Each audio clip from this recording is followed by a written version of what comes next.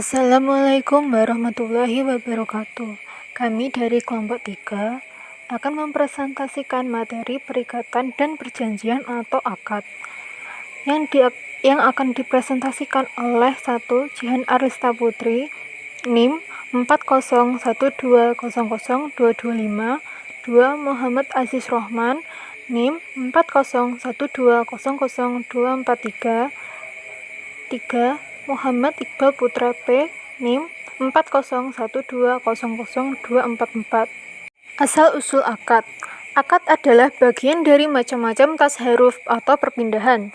Tasharuf ialah segala usaha yang keluar dari seorang manusia dengan kehendaknya dan syara menetapkan beberapa haknya. Tasharuf terbagi dua, yaitu tasharuf fi'li dan tasharuf qawli. Tasharuf fi'li yaitu usaha yang dilakukan manusia dengan tenaga dan badannya selain dari lidah. 2. Tasharuf qawli yaitu tasharuf yang keluar dari lidah manusia. Tasharuf qawli terbagi menjadi dua, yaitu tasharuf qawli akdi dan tasharuf qawli bukan akdi. Tasharuf qawli akdi yaitu sesuatu yang dibentuk dari dua ucapan dari kedua belah pihak yang saling bertalian atau yang masih terjalin dengan akad. 2. Tasharuf qawli bukan akdi terbagi menjadi dua, merupakan pernyataan penggadaan suatu hak atau mencabut suatu hak, tidak menyatakan suatu kehendak, tetapi dia mewujudkan tuntutan-tuntutan hak. Pengertian syarat dan rukun. Pengertian akad. Dalam Al-Qamus Al-Muhit dan Lisan Al-Arab dijelaskan akad menurut bahasa berarti ikatan atau tali pengikat. Pengertian akad secara hakiki atau hisi ini kemudian digunakan untuk sesuatu yang bersifat abstrak berupa ucapan dari kedua belah pihak yang sedang berdialog atau berkomunikasi. Cara bahasa akad adalah ar-rabtu baina atrafi syai' sawa'un kana rabatun hisiyan am ma'nawiyan min janibi wahidin aw min janibaini.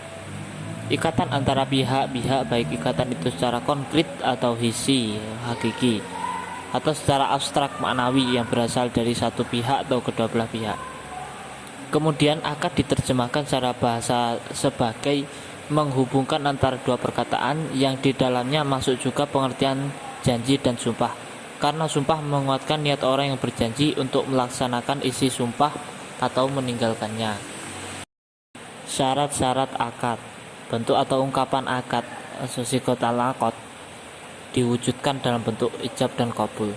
Terkait dengan ijab dan qabul ini, para ulama fikih memberikan beberapa syarat umum sahnya suatu akad, yaitu yang pertama, pihak-pihak yang melakukan akad atau al-aqid adalah orang yang cakap bertindak, yaitu balik, berakal sehat, tidak dalam kondisi pailit atau tertekan, dan sesuatu yang diakadkan merupakan kewenangannya.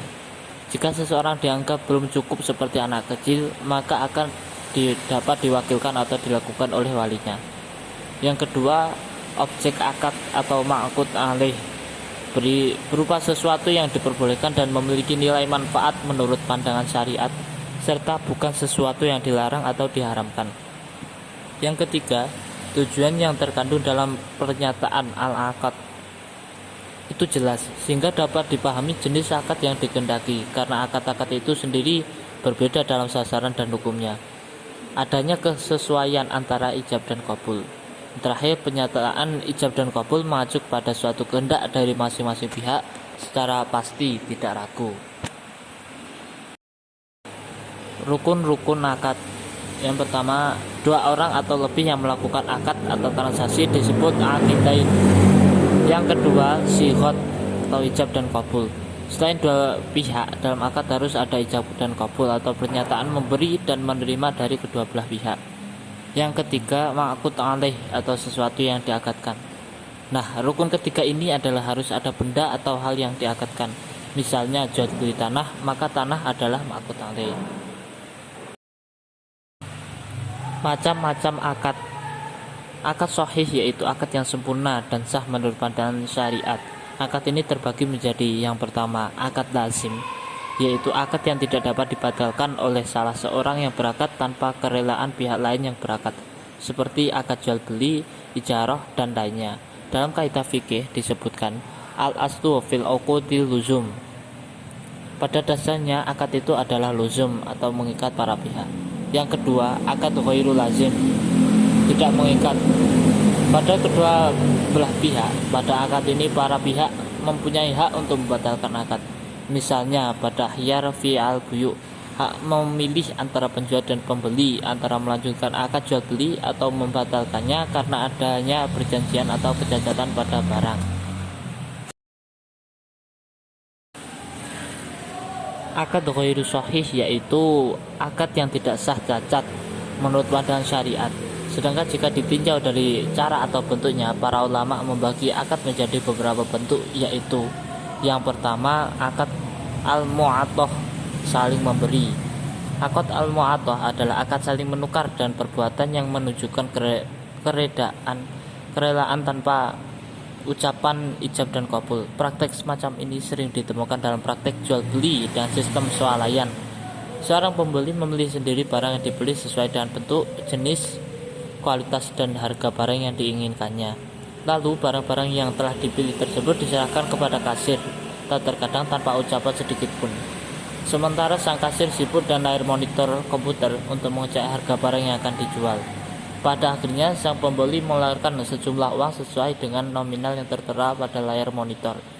Praktek semacam ini sah menurut fikih Islam dan termasuk bagian dari tasyarruh bil fi'li, transaksi dengan perbuatan. Yang kedua, akad bil kitabah, akad dengan tulisan. Akad bil kitabah menurut jenis transaksi atau akad dengan tulisan seperti nota, surat pesanan, dan atau bahkan lewat SMS, email, dan sejenisnya, yang dapat dipastikan akurasi dan kepastiannya. Akad semacam ini sah untuk dilakukan oleh dua orang yang berakad, baik keduanya mampu berbicara maupun tidak atau bisu. Keduanya hadir pada waktu akad ataupun tidak hadir, dititipkan lewat orang kepercayaannya dengan bahasa yang dapat dipahami oleh kedua orang yang berakad. Hal ini selaras dan kaidah fikih yang berbunyi al-kitabatu kal khitab, tulisan sama kekuatan hukumnya dan ucapan. Yang terakhir, akad bil isyarat, akad dengan isyarat. Bahasa isyarat yang digunakan oleh orang bisu untuk menyampaikan kehendaknya dapat diterima sebagai salah satu bentuk akad atau transaksi. Dengan catatan, bahasa isyarat tersebut dapat dimengerti dan dipahami oleh kedua belah pihak yang melakukan akad. Jika seseorang tidak mampu berbicara maupun menulis, maka bahasa isyarat yang dapat dipahami oleh kedua belah pihak sama nilainya dengan lisan. Hal ini sesuai dengan kesepakatan para fuqaha dan sesuai dengan kaidah fikih yang berbunyi al-isyaratu uhudatul lil akhrosi kal bayani bil lisan. Isyarat perjanjian atau akad dari orang bisu seperti penjelasan dengan lisan. Assalamualaikum warahmatullahi wabarakatuh. Di sini saya akan melanjutkan materi saya tentang tujuan dan berakhirnya akad. Tujuan akad. Menurut ulama fikih, tujuan dari suatu akad harus jalan dengan kehendak syara. Sehingga apabila tujuannya bertentangan dengan cara, maka berakibat pada ketidaksahan dari perjanjian yang dibuat. Tujuan harus ada pada saat akad diadakan, dapat berlangsung hingga berakhirnya akad, dan harus dibenarkan oleh syara. Berakhirnya akad. Ulama fikih menyatakan bahwa suatu akad dapat berakhir atau qiyar apabila terjadi hal-hal seperti berikut. 1. Berakhir masa berlaku akad itu apabila akad itu memiliki tenggang waktu. 2. Dibatalkan oleh pihak-pihak yang berakad apabila akad itu mengikat. 3. Dalam suatu akad yang bersifat mengikat, akad dapat berakhir apabila akad itu fasid, berlaku qisyar, syarat, qiyar, aib, akad itu tidak dilaksanakan oleh satu pihak yang berakad, telah tercapai tujuan akad itu secara sempurna. 4. Wafat salah satu pihak yang berakad. Sedangkan menurut Ahmad Azhar Basir di dalam buku Asas-asas Hukum Muamalat, berakhirnya akad karena dua hal. Pertama, akad berakhir apabila telah tercapai tujuannya. Misalnya dalam jual beli, akad berakhir apabila barang telah berpindah milik kepada pembeli dan harganya telah menjadi milik penjual. Kedua, akad berakhir apabila terjadi fasak atau berakhir waktunya. Fasak terjadi karena sebab-sebab sebagai berikut. 1. Difasak karena adanya hal-hal yang tidak dibenarkan syara, seperti yang disebutkan dalam akad rusak, misalnya jual beli barang yang tidak memenuhi syarat kejelasan.